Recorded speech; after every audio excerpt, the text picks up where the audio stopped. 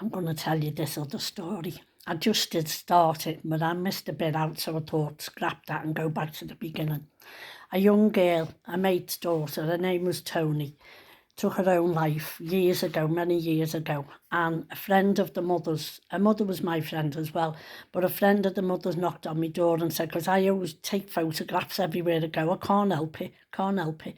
And a friend knocked on my door, Pat, and said, here's Skelly. Pat, two Pats there. Pat said, will you take photos of Tony's funeral for her to keep? I said, yeah, of course I will, of course I will. So I did. They brought the girl home to the house. I goes up the house. They had the young girl, 21, in the parlour. We call it the parlour, the front room. And had all photographs all round of her on the wall and everything. And she was in her coffin in a little tracksuit. Beautiful looking girl, beautiful. Long blonde hair in a little pink tracksuit in her coffin. Takes all photographs all over her when she was younger and everything. So for her mum memory book. And when I was going, it was only me in the room. When I was going, I leaned over and I kissed her on her cheek, because things like that don't frighten me. I kissed her on her cheek and I whispered in her ear. I said, Toni, I said, you silly, silly girl doing that because she took her own life. I said, your mum's broken-hearted. I said, you're going to have to walk alongside your mother the rest of her life. I said, she's so broken-hearted. I said, you shouldn't have done that, Queen. You're a lovely girl. I said, but good night and God bless. And that was that. I goes home.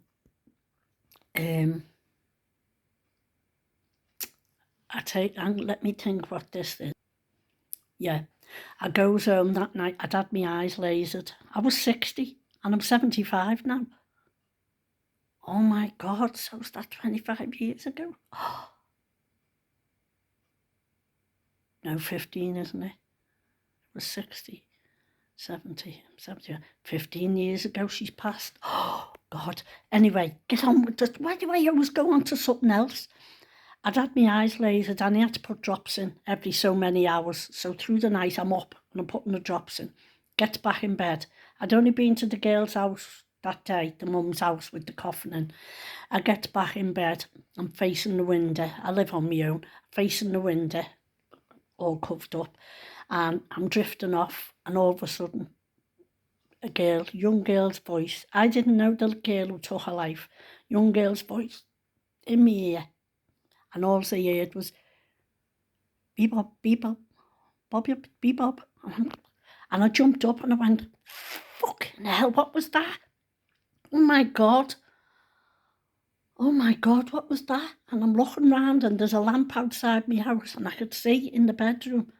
I'm going, Jesus Christ, what was that? So after about 10 minutes, I laid back, thought, oh, I must have dreamt it. So I laid back down and snuggling up again. And then in my ear again, I heard, is right. And I jumped up then and I sort of had an idea. I'd never heard a voice before, never heard spirits talking before. Very first time, put the shits up me. And I jumped up then and I went, Toni, if this is you, girl, I don't know you from Adam. Please don't do that to me again. It scared me. Go to your mum. If you want to visit someone and help someone, please go to your mother. Don't do it to me again, please. I said, I didn't like it. I got a fright. Please don't do it. Anyway, she's never done it from that day to this. But that was the very first time. And thank God I haven't heard voices in my ear since. So I goes to the funeral. A couple of days later, I takes all photographs at the funeral. I goes up in the church pew and takes photos of how packed the church was and that, of the crowds outside the church, takes all that. Didn't take the mother crying because you don't do things like that. And it takes them of the crowd to let her know how many turned up for Toni for the funeral. Only 21-year-old girl took her own life. And I'd rung me niece and me mate and me cousin to tell them about this talking in my ear. So They were all flabbergasted like I was as well. So anyway, I goes to the creme and I'm trying to not get my story mixed up because I just did before I started it and had to stop the video and go back because I missed a bit out. I goes to creme and they're already taking a coffin in the creme. So I jumped out the car and I'm taking all the photographs of the flowers, everyone, you know, her name and daughter and everything. I'm taking all that of the flowers, paid no attention to it whatsoever. And that was that, done all that. So I goes and gets them done, and my niece said to me, Kat, don't give the mum the photos till I've looked through them. She said, I missed the funeral, I couldn't go and I'd like to see it. I said, okay, all right, yeah, not a problem. I said, okay. So I rings our Leslie up and she comes round and we're looking at them on my computer at the time. And I'm flicking through and that, and she's, you know, like you go, oh God, and she have a lovely send-off, all them hundreds there, and that was lovely, beautiful send-off. So anyway, she goes to me all of a sudden, I'm just flicking by the photos, and we're coming to the flowers outside the creme, and our Leslie goes to me, Catherine, go back. I said, why? Why? What am I looking at? What am I looking at? She said, look. I said, what? She said, look at the flowers. I said, what about them? She said, look at the name, the flowers. The flowers spelt Bomed. B-O-B-M. Bomed. That was what I heard in my ear.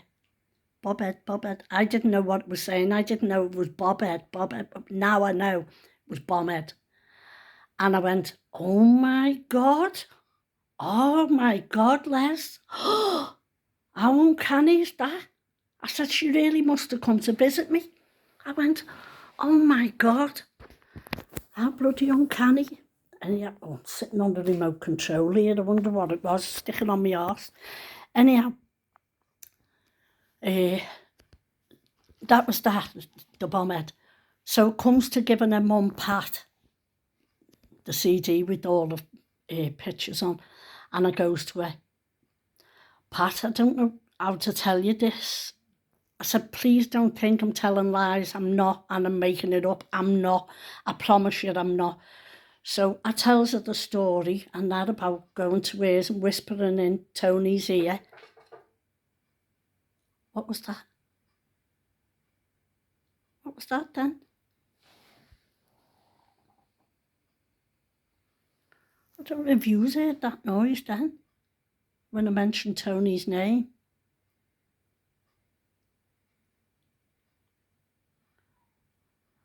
I definitely heard a noise. Never mind.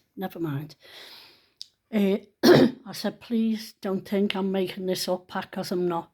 I tells her the story about me kissing Tony in a coffin and whispering in her ear that she's a silly girl to walk alongside her mother's footsteps the rest of her life, be with her mother. And I gets to the part where I'm telling her about the bebob in my ear, and she started laughing. And I'm thinking, is she laughing because she thinks I'm telling lies, I'm making this up to make her feel better or what? Which I wasn't, and I wouldn't do that to her mother. I wouldn't do it to anyone. I wouldn't make a story like that up. So anyway, she started laughing, and I went, I started to carry on with the story. I said, and I got back to sleep and that, and she said, oh, sorry, Skell. She said, I know I'm laughing, she said, but she said, they used to call our Tony Bombhead, it'll be Bombhead, you there. And I went, oh, go away. She said, yeah, because the girl had curly hair, long hair. When she washed it, it went like a big bombhead. But before I could get to the next bit of my story with the ha in my ear, she said, yeah, her hair used to go up like a big bomb, and the other two kids used to skit her. And you'd start laughing at her and that and calling her bombhead. She said, no, Tony used to go back with them. Is right. And that's what I heard in my ear. Is right. And I went, oh, Pat, I said, you're not going to believe me. I said, I haven't got to the last bit, but that's what she said in my ear is right. And she went, well, why is she going to you, Skelly, and not me? I said, oh, God, I don't know, Pat. I wish I knew the answer to that, because people have asked me that over the years. I really don't know why